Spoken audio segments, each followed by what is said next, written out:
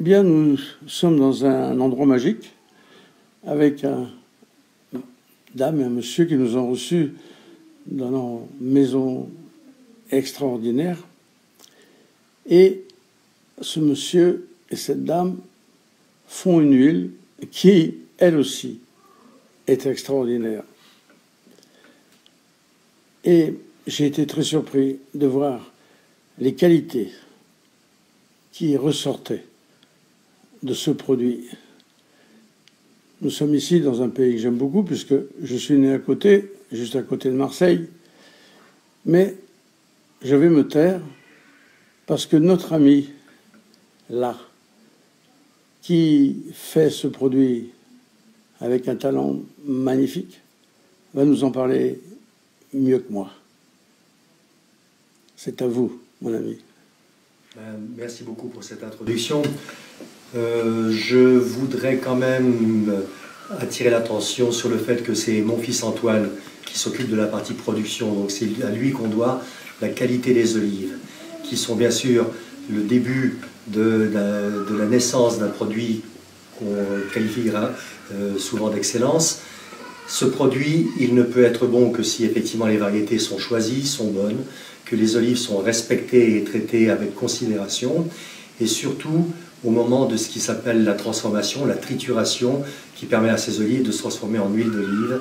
Et ça doit impérativement être fait dans un moulin de qualité, qui ne sera pas forcément un moulin traditionnel et romantique, qui pourra plus parfois tirer sur le côté d'un laboratoire de physique-chimie, mais c'est là effectivement que les olives seront le plus épargnées contre ce qui les menace en tout premier lieu, la température, la lumière et la chaleur. Et si excusez-moi de vous couper, mais dites-moi, alors si je comprends bien, ce romantisme de l'âne qui tournait des roues, avec l'huile qu'on voyait, excusez le mot, pisser à l'arrière, c'est pipeau, quoi. J'ai eu l'occasion de goûter ce genre d'huile, et malheureusement, ce sont des meules qui ne sont pas facilement lavables. Les réceptacles aussi sont un peu à l'abri de tout, sauf de la poussière, de la chaleur, etc. Et très honnêtement, l'huile s'oxyde très rapidement. Les olives ne sont pas forcément de la meilleure qualité, elles ont pu attendre un petit peu. Et je me méfie un petit peu de tout ce qui est marqué comme traditionnel, et en particulier de ces huiles qui, par exemple, sont présentées dans des bouteilles transparentes. Donc les UV attaquent et détruisent les molécules d'huile. Et quand on voit aussi des huiles non filtrées, les gens sont ravis de présenter leur huile comme non filtrée. En fait, on sait pertinemment que le dépôt qu'on voit dans le fond de la bouteille va créer une deuxième fermentation qui est très préjudiciable à la qualité de l'huile elle-même au bout de quelques semaines. Alors, donc il faut l'éviter. Excusez-moi encore de vous couper, mais on voit des inscriptions sur les bouteilles. Est-ce que vous pouvez... et je sais pourquoi je vous dis ça, parce que souvent, quand on pose la question, on n'est pas satisfait.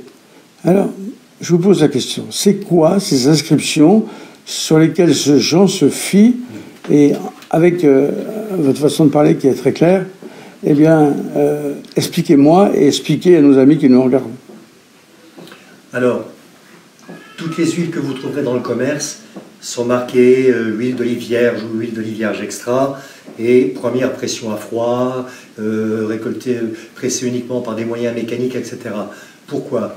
Parce que la chaleur, il y a un phénomène qui se produit, c'est que si on chauffe des olives malaxées, elles donneront plus d'huile, mais de moins bonne qualité, parce que la chaleur, encore une fois, est très préjudiciable à la qualité, et si vous chauffez, vous allez détruire une partie des arômes, une bonne partie des arômes, faire augmenter l'acidité, etc. Donc, la plupart des huiles que vous trouvez dans le commerce sont marquées extraites à froid, et normalement, vous ne devez pas trouver d'huile apte à la consommation qui ne soit pas extraite à froid.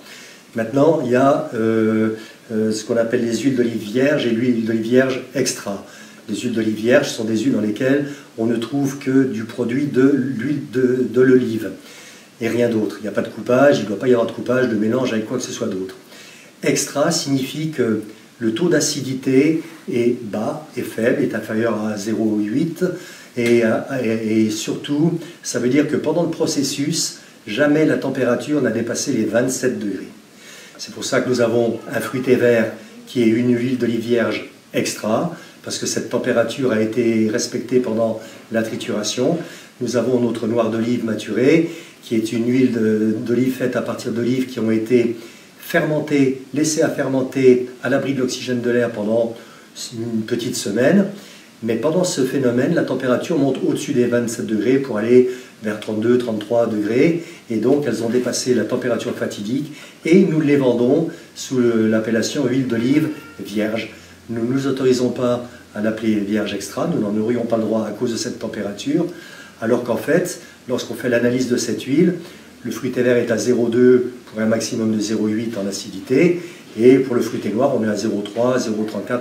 Pardon, j'ai dit le fruité noir, on n'a plus le droit d'utiliser ce terme. L'huile d'olive maturée a une acidité qui reste très très très acceptable au regard de l'acidité maximale autorisée. Voilà. Alors j'aimerais que vous me parliez d'un produit personnellement que j'aime beaucoup. En plus le nom m'amuse et puis il est typiquement provençal, c'est la pitcholine. La pitcholine, qui est une monovariétale.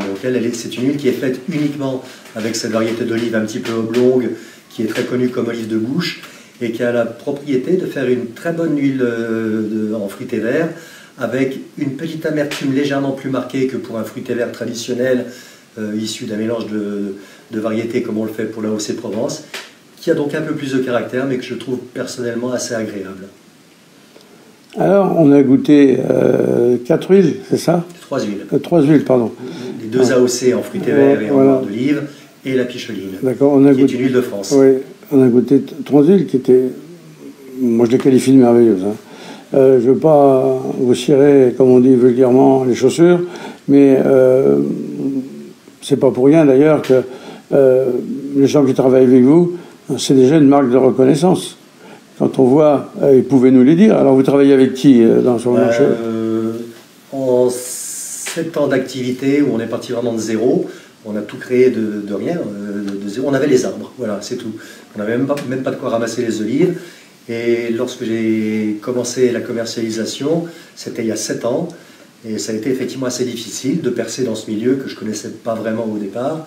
Et depuis, je crois qu'on n'est pas à rougir de notre palmarès, puisqu'on a la très grande chance, la chance ça se mérite aussi un peu parfois quand même, mais nous sommes fournisseurs de la maison Fauchon, pour le fruité vert comme pour le noir d'olive, pour la grande épicerie, pour le printemps du goût, pour des grandes épiceries fines, l'épicerie fine Rive Gauche, on est à New York chez Fairway Market, on est chez Papa Sapiens, on est à la maison Plisson, et j'en oublie plusieurs. Olivier Co nous a souvent fait confiance et continue à nous faire confiance.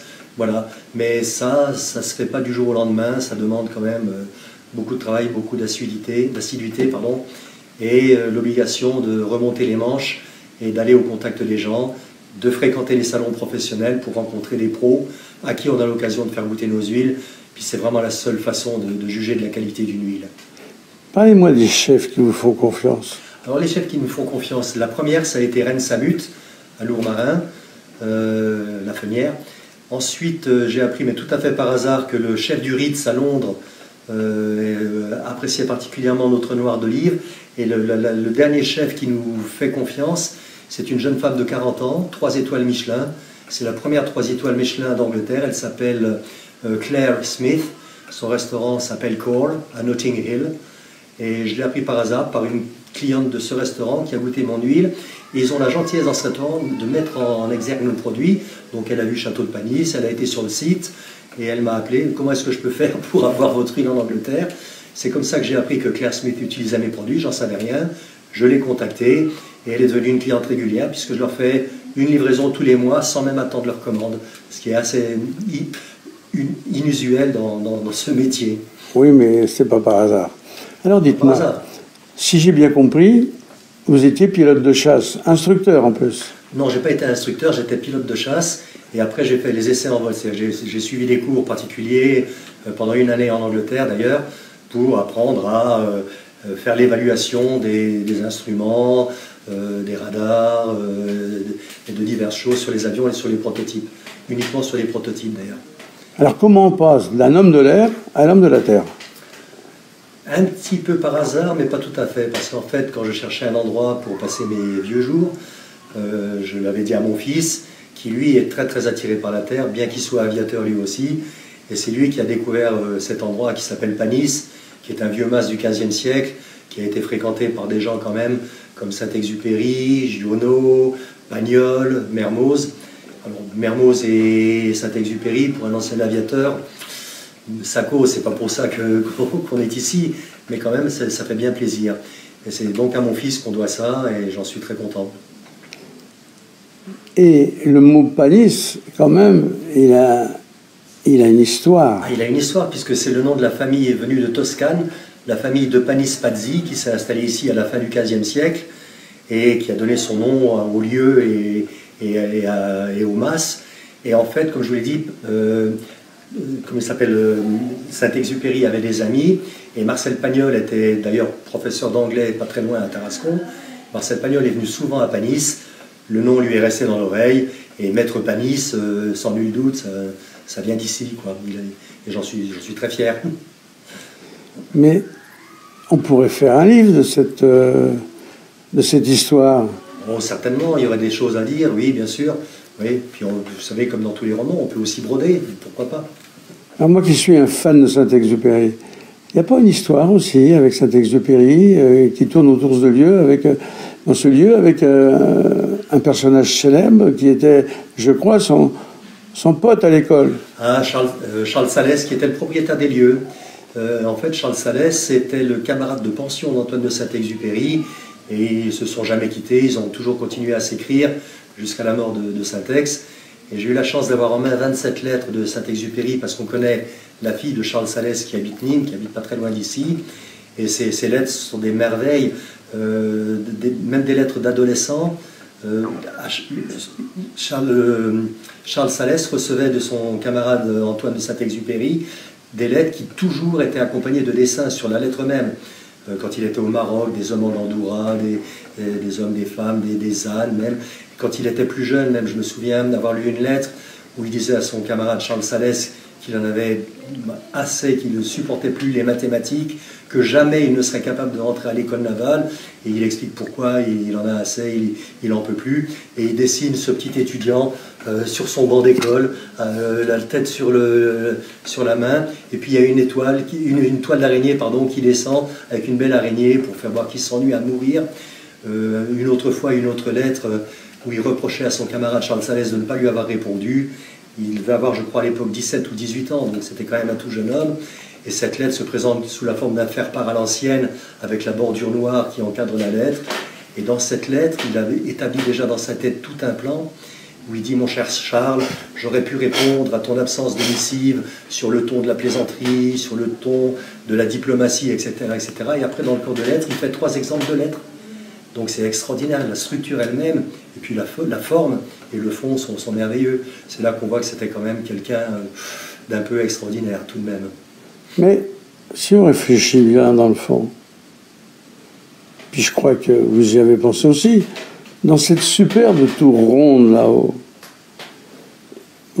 c'est peut-être là